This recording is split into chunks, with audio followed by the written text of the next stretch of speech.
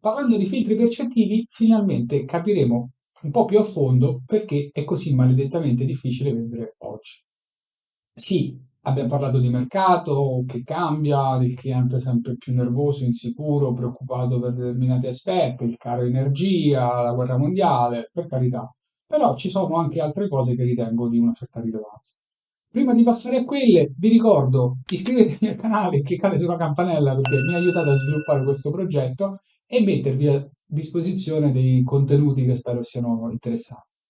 Bene, i filtri percettivi cosa sono? Sono sostanzialmente tre: cancellazione, generalizzazione e distorsione, e sono i meccanismi attraverso cui il nostro cervello, l'essere umano, badate bene, non il cliente, noi tutti, attraverso questi meccanismi, alteriamo il significato di un messaggio che ci arriva.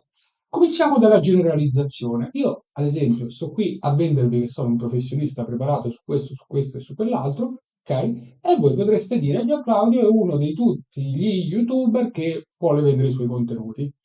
Bene, questa idea può distorcere, alterare o rendere anche meno efficace il messaggio che io vi sto dando, perché state facendo una generalizzazione riguardo a quello che io sto mettendo a disposizione. Il vostro cliente più o meno fa la stessa cosa, o meglio, c'è il rischio che faccia la stessa cosa e noi dobbiamo tener conto di questo processo per riuscire non a controllarlo, perché è dentro la testa del cliente, è dentro la testa dell'essere umano, e di conseguenza controllarlo è impossibile, però tenerne conto e capire come aggiustare il tiro su determinate cose può aiutare. Secondo, distorsione. Bene, io facciamo sempre l'esempio su di me, visto che mi sono messo in mezzo da solo, sto qui appunto a vendervi un contenuto e voi potreste dire: Ah, Gian Claudio è uno dei soliti venditori che vuole dire, ci vuole vendere il suo prodotto, ok?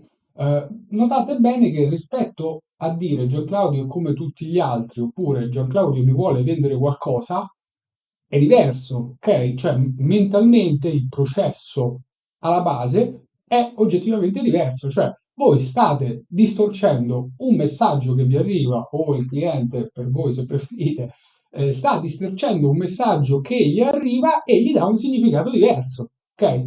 Anche qui non possiamo controllare quando il cliente distorce i nostri messaggi, ma sapendo che è una cosa innata nell'essere umano, del nostro sistema nervoso centrale, possiamo aiutare a gestire alcune cose. Terzo e ultimo, la cancellazione, ed è il più normale processo e scevro da ogni dietrologia, che è appunto il meccanismo per cui il nostro cervello si ricorda un sacco di cose, ma non è un registratore che non perde una parola. Se siamo distratti oppure a una cosa diamo minore importanza e quella cosa non ce la ricordiamo, ok? Di nuovo, da venditori, questo che vuol dire? Vuol dire che non possiamo controllare cosa il cliente ricorda o non ricorda, ma possiamo utilizzare il paraverbale, per esempio la gesticolazione, il non verbale, quindi, per sottolineare determinati argomenti e dare un messaggio subliminale al cliente che quel punto è importante e non se lo deve scordare. Ok?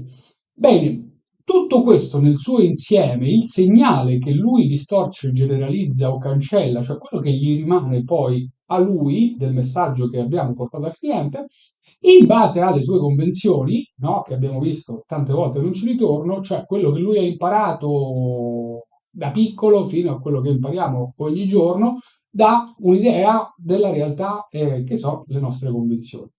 Il nostro messaggio più le convinzioni originali del cliente danno sull'interazione con noi o sul messaggio che noi stiamo dando al cliente una determinata sensazione, una determinata emozione, no? Al cliente. E questa emozione, sensazione si traduce in un comportamento che è il meccanismo attraverso cui l'essere umano risponde con l'esterno. Il comportamento finale può essere comprare o non comprare drammaticamente, però l'idea è di iniziare piano piano e nel percorso che vi propongo lo faremo, è appunto iniziare a percepire anche segnali un pochettino più deboli del no, guarda, non mi interessa, ok? Cioè se noi mentre parliamo vediamo il cliente annuire oppure inizi a sbuffare o inizi a chiudere le braccia o inizi a dare segni di nervosismo, di poco tempo, di quel che volete, capite che cogliere immediatamente questi segnali è importante perché ci aiuta a capire cosa dobbiamo aggiustare, accelerare, ridurre, spostare. Questo è la comunicazione, evidentemente. I filtri percettivi sono un meccanismo innato dell'essere umano che è importante conoscere per capire come gestire la nostra comunicazione in funzione dei comportamenti che noi vediamo del nostro cliente. Perché non possiamo sapere cosa sta generalizzando, non possiamo sapere cosa sta cancellando, non possiamo sapere cosa sta distorcendo. Però, se facciamo attenzione ai suoi comportamenti, qualche piccolo segnale su quello che gli passa nella testa lo percepiamo. Questo è quanto, non so se sono stato nei 5 minuti circa quasi, io vi ricordo e vi ringrazio di nuovo per iscrivervi al canale e cliccare sulla campanella, mi mettete in condizione di sviluppare altre cose utili. Ciao, buona giornata e buon lavoro a tutti.